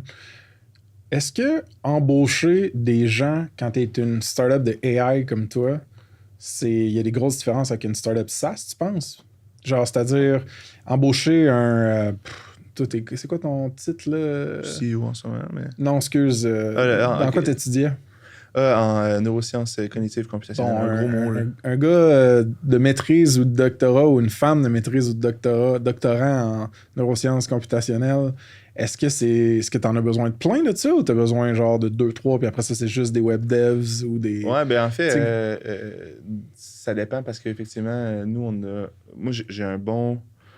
c'est quasiment, on va dire, presque CTO, le lead AI dans notre équipe, qui lui a fait sa maîtrise en mathématiques, en astrophysique, puis depuis le début, au début, il travaillait durant quasiment... il a refusé des jobs chez Amazon, chez Google pour rester avec nous autres, puis il donnait des stock options. En fait, je le payais avec un save, genre, au début. Puis, genre, du monde vraiment dévoué, bon comme ça, genre, c'est de Founder DNA qu'on parle. Ça fait vraiment une grosse différence. Moi, aujourd'hui, ce que j'ai appris aussi, c'est que j'ai engagé du monde avec des maîtrises, puis j'ai engagé du monde au cégep, puis le monde au cégep était meilleur. Pour construire Dans certains cas. Dans certains cas, OK. Dans le monde de machine learning, des fois, ils sont trop théoriques, ils sont trop... Ah ouais, OK. Dans certains cas, pas toutes. Okay. Fait que c'est pour ça que je dis, des fois, il faut faire attention aux titres. Il faut des fois élargir les titres. Ouais. Puis y aller plus avec un système d'entrevue que tu prends ton temps. Puis tu arrives à vraiment essayer de trouver les qualités puis les capacités des personnes parce que c'est vraiment ça qui fait la différence. Parce que j'ai engagé à un moment donné un gars, là, le gars il était au cégep en AI, machine learning, il disait qu'il voulait s'en aller là-dedans. Je te jure, là, genre, c'était le fils de Nathalie Marcoux que je parlais tantôt en plus. Qui avait fait, elle dit, je veux pas que tu te demandes faveur. Puis on l'a passé en entrevue. Le gars, là, il était indépendant, fucking brillant, il apprenait vraiment, vraiment, vraiment vite. Genre, Puis la job qu'il faisait, elle le faisait très bien, puis on l'utilise encore dans notre cas, même s'il est parti, tu sais. Très cool. Fait que dans cette situation-là, je me dis, des fois, le diplôme, surtout que moi, je connais bien le milieu académique, puis que, je veux dire... Qu'est-ce que t'as à dire sur le milieu ben, académique? genre, les universités, là, c'est de la bureaucratie. Là. C'est un des pires organismes bureaucratiques qu'il y a dans le monde. C'est pire que le gouvernement. Genre, des fois, là, mettons, moi, je me payais avec des bourses d'études, là, comme quand je fondais l'époque. J'envoyais l'argent à MITAC, qui est un organisme pour les entrepreneurs. MITAC envoyait l'argent à l'université. Ça prenait 8 mois avant que je reçoive l'argent. Ouais. Genre, à cause des problèmes Red tape. bureaucratiques, des trucs dans... Tout le temps, des choses comme ça. Genre, tu fais des demandes de subventions. Les étudiants sont pauvres comme des clous, même au doctorat. Puis genre, ils arrivent, ils vont à une conférence, là, ils payent de leur poche. Ça prend 8 mois avant de se faire rembourser. Ils n'ont pas de salaire, il faut qu'ils mangent. Ouais. Il y a vraiment un système, puis genre, tu sais, des fois, c'est overrated. Là, dans le fond, ils font des cours, puis tout. Là. Moi, j'ai pas appris dans mes cours. Là, j'ai appris en fait, mes propres projets à côté, parce que c'est là que tu apprends le plus, parce que des fois, c'est un peu basic ce qu'ils t'apprennent, genre, puis c'est pas appliqué. Ou... En tout cas. Mais là, au PhD, là, t'es tout seul. Fait que t'apprends par toi-même, dans le fond. Tu crées de quoi de nouveau. Puis dans ton laboratoire, souvent. Mais genre, c'était beaucoup plus autodidacte et indépendant. Mais moi, c'est ça qui anime, là, je veux dire, parce que tu peux choisir sur quoi tu travailles. Comment tu penses que ça va s'enligner, l'espèce de portrait ou paysage AI dans les prochaines années? Là? On s'en va sur notre closing. Fait que, tu sais, on a parlé de OpenAI, Anthropic, Mistral. J'en oublie-tu un, sûrement? Ben, Grok avec XAI. Bon, Grok. Est-ce que c'est un scénario de genre winner takes all, monopole? Est-ce que c'est un scénario je pense que c'est une oligopole. OK, ben explique-moi un peu ce que tu veux dire par ça. Moi, je pense qu'on voit la naissance d'une oligopole en ce moment. Une des raisons, c'est qu'il y a des puissances dans différents pays qui ont des intérêts géopolitiques qui sont différents. Par le fait même, il y a, sur la question de la souveraineté de la donnée va motiver la naissance d'une oligopole. Cependant, la plus grosse guerre va se faire, selon moi, majoritairement entre la Chine et les États-Unis ensemble. C'est la course de le premier qui atteint les AI le plus puissant. Parce que ça va être c'est la première étape sur les capacités de modèle. Mais après ça, le deuxième aspect, c'est pour ça qu'après ça, en ce moment, ils sont comme on va faire le plus gros modèle, on s'en fout de l'environnement, on s'en fout de toutes ces affaires-là, on s'en fout de la sécurité parce que c'est une course, fait qu'il faut se rendre au plus top. Puis ça, il peut avoir un dérapage intéressant mais tragique qui peut arriver à ce moment-là parce que tu dis, ils font une course à créer tout le temps les AI la plus puissante des deux bords en créant des machines de serveurs qui polluent plus que n'importe quelle affaire pétrolière qu'on a eue. C'est énorme. Puis en ce moment, les deux sont en course en ce moment. Fait qu'il y a un dérapage de sécurité pour l'humanité possible. Mais encore là, ça se peut que ça n'arrive pas, mais il y a une probabilité. Après ça, la deuxième course qui va arriver, c'est la robotisation et l'automatisation. Parce qu'une fois qu'on a des agents qui sont intelligents, il y a les premiers jobs qui vont partir. On parle des sales agents, tous les trucs qui peuvent être automatisés, le design, tous les trucs qui sont sur des ordinateurs, c'est les premiers qui vont partir. La deuxième partie, c'est les trucs qui sont comme plus t'es serveur chez McDo ou dans une usine ou des choses comme ça. Tous ces jobs-là vont partir dans une deuxième séquence. Comme, tu pourrais avoir une femme de ménage ou un robot de ménage plutôt chez vous ou quelque chose comme ça. Ben, la réalité, c'est que ça va être dans la deuxième phase qui va avoir une révolution robotique où on va mettre des systèmes, on a déjà commencé à faire cette transition-là, mettre des systèmes intelligents qu'on est en train de développer dans des robots. Pour pouvoir les avoir. Ça existe déjà sous la forme de Waymo à San Francisco, mettons. Ouais, ben tu sais, même on le voit, les self-drive cars, t'as vu ça à San Francisco. C'est quand même intéressant. Je veux dire, t'es-tu embarqué dedans? Ouais, c'est quand même cool. Insane. Puis même chose quand t'arrives, tu sais, Tesla en ce moment avec les Optimum, là, les robots qui sont en train de faire, qui vont coûter 25 000 $. Genre, la réalité, c'est que, genre, depuis que je suis jeune, je rêve d'avoir un bras robot chez nous. Là, t'as le robot complet. Genre, ça va être quand même vraiment intéressant, mais le problème que je vois là-dedans, c'est que c'est les inégalités sociales que ça va créer. Dis-moi en plus. Genre, on est en train d'enlever énormément d'emplois dans le secteur. Aujourd'hui, tu le vois, mais si tu mets ça sur 50 ans, ça va être énorme. On va pouvoir faire plus avec moins. Le problème, c'est que les individus, ça va être possédé par des oligarches. ça va être des oligarches qui vont posséder ça, puis est-ce qu'ils vont vraiment recevoir de l'argent de ça? C'est intéressant parce que, tu sais, même Sam Altman ont déjà fait des études sur ça à côté. Ils ont commencé à donner de Basic l'argent income, pour comprendre c'est quoi qu'on peut faire par rapport au basic income, par rapport à ça, parce que clairement, ils savent que ça va créer un gap d'inégalité sociale. Ce qui me fait pas peur, c'est pas le temps le long terme, parce que ça va être soit crash or win.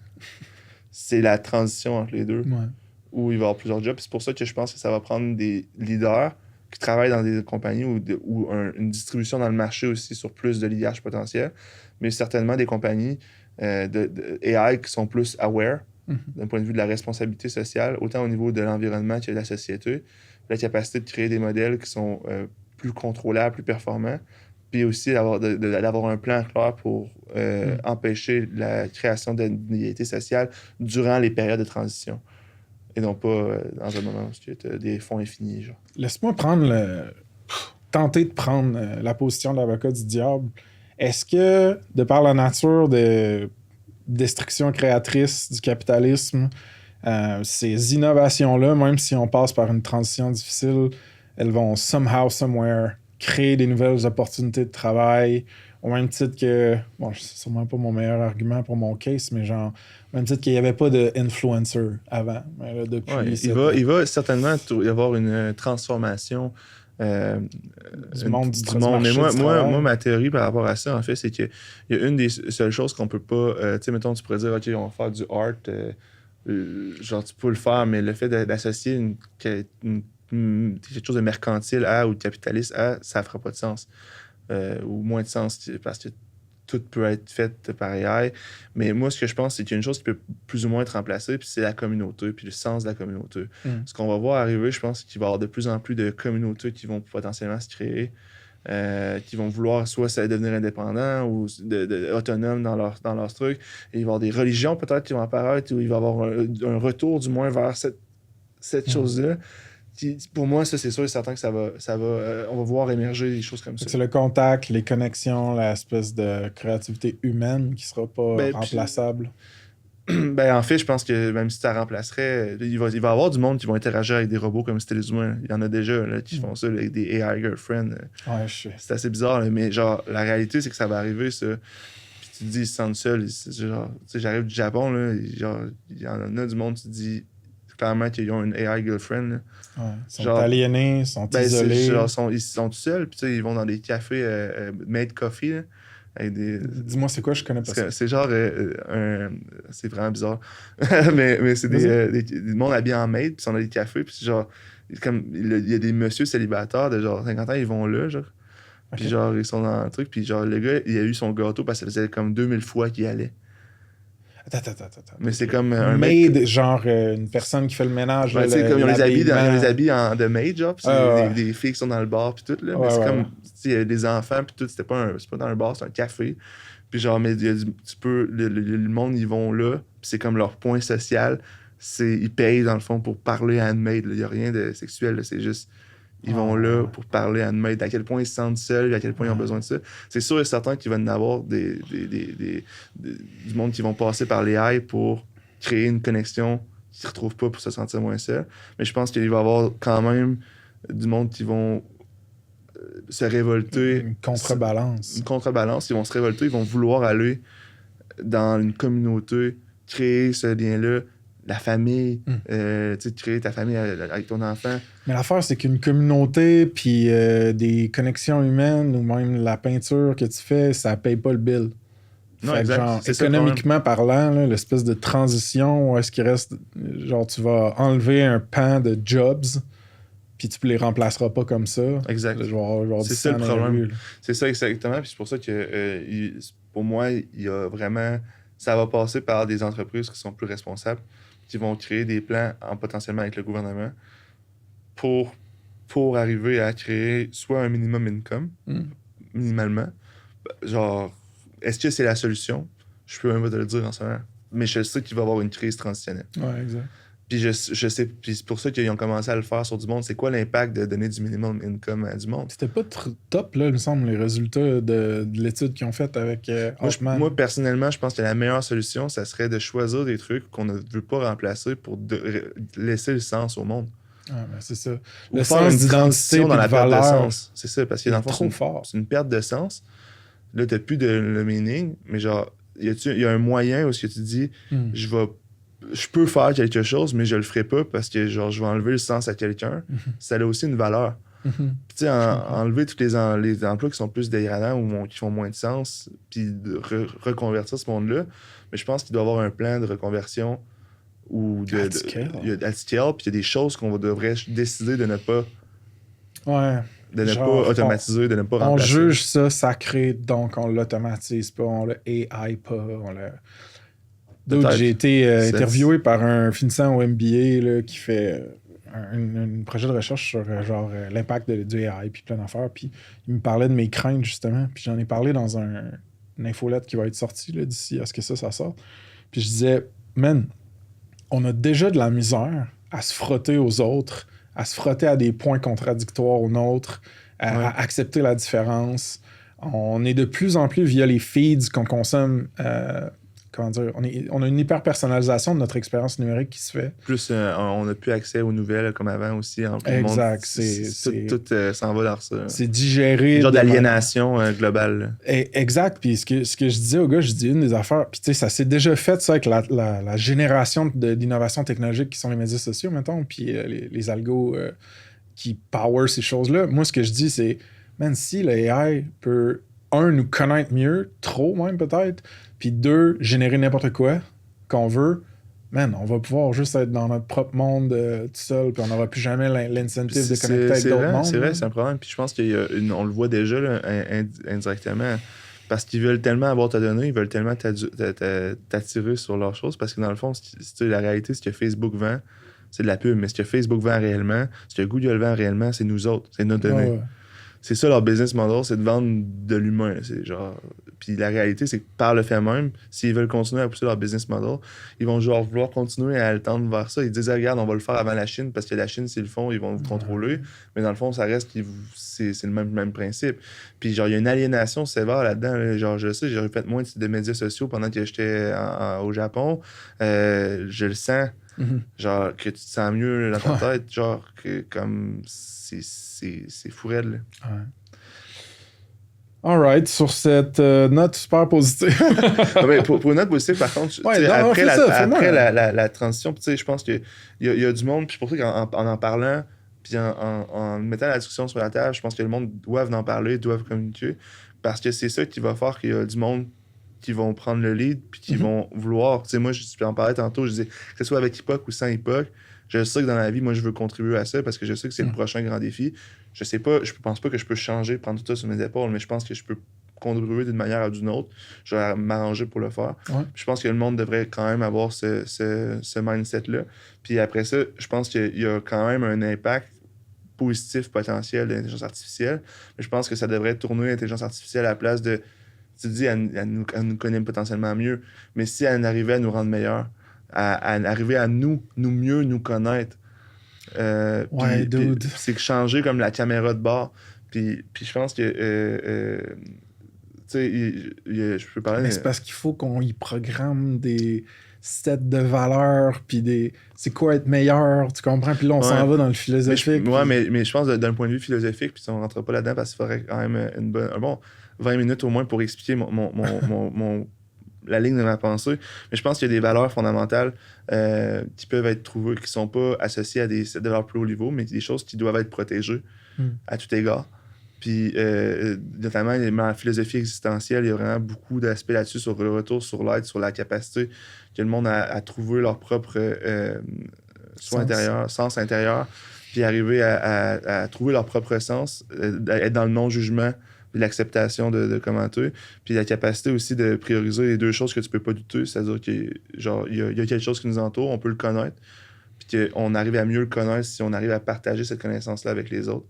Puis pour moi, il y a des trucs de valeurs qui sont en accord avec toutes les religions, avec tous les trucs, peut-être pas avec certaines plus extrémistes, mais je suis d'accord avec toi qu'il y a un gros travail philosophique qui va devoir être fait. Puis on parlait tantôt d'une autre job qu'on va falloir avoir. Je pense que la philosophie, ça va être une qui va être... Les éthiciens, peut-être. Les éthiciens, l'impact de l'IA, mais aussi en général, c'est comment qu'on fait pour trouver du sens. Fait que ça va être une bonne job à avoir. Mais... Penses-tu que pendant la transition, où est-ce que ça va être peut-être rock'n'roll, qu'il va y avoir certaines pertes d'emploi, penses-tu qu'il va y avoir aussi genre des breakthroughs en termes de... Je sais pas, au niveau de la santé, c'est un des espoirs que je tiens fort. Je vois des gens à gauche puis à droite qu'on perd à cause, mettons, du cancer ou de l'Alzheimer. On va dessus, Chris. C'est sûr et certain qu'il va y avoir... Je sais pas que ça va prendre du temps aussi avant d'y arriver. Il y a des choses qui vont être quand même... des causes abruptes de mort ou whatsoever, les maladies. Mais oui, effectivement, il va y avoir une révolution comme dans toutes les industries, mais je pense que je pense qu'il ne faut pas avoir... Ceux qui pensent qu'ils vont devenir immortels d'ici la fin de leur jour, je pense que vous devriez accepter votre mort avant ça, parce que clairement que... Moi, je me suis déjà posé la question. Les transhumanistes? Sans être un transhumaniste, genre me dire... je pense qu'on va être capable de trouver l'immortalité. Fait que, genre, à la limite, je pourrais étudier là-dedans puis rechercher ça. Puis, genre...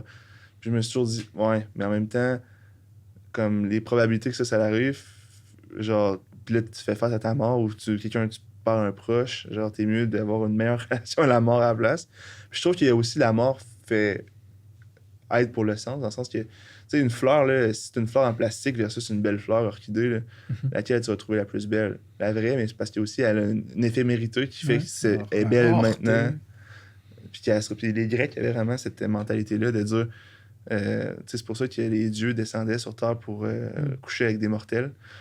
C'est vraiment ça, c'est genre, il y a une beauté dans l'éphémérité. Moi, je trouve que... Mais je crois pas qu'on va être immortel. Ou amortel, c'est-à-dire que si c'est pas genre quelqu'un qui nous explose avec une grenade ou qui nous frappe avec comme les elfes, genre. Que tu peux juste pas... C'est ça, exact, ouais, que genre, c'est pas la longévité ou la maladie qui est... Ouais, genre les elfes, ça pourrait être quand même pas pire. On pourrait apprendre... Moi, j'ai déjà des oreilles quand même pas pires, là, fait que je pense que je vais pouvoir être candidat. Non, c'est pas vrai. Moi, je parle elfique. C'est une blague. Ah, dude, on pourrait trop déraper, mais je vais être obligé de nous couper ça, mais c'est bon parce que ça me donne des cues pour toutes les autres discussions qu'on aura probablement. Ouais, 100%. T'as-tu des shameless plugs pour finir, man? Ouais, 100%. En fait, on est en train en ce moment de recruter un ingénieur en intelligence artificielle. Sweet. Y a-tu un URL qu'on peut mettre dans les show notes, tu dire là? Je t'enverrai ça.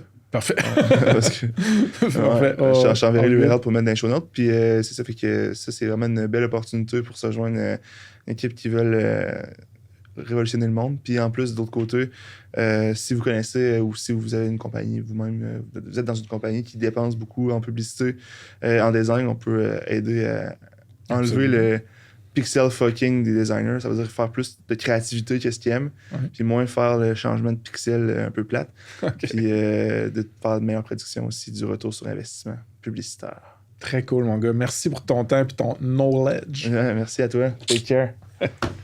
Alright, folks, la job du mois d'octobre, ça se passe chez 4Waves, une plateforme qui connecte les scientifiques et chercheurs via des événements en ligne et présentiels.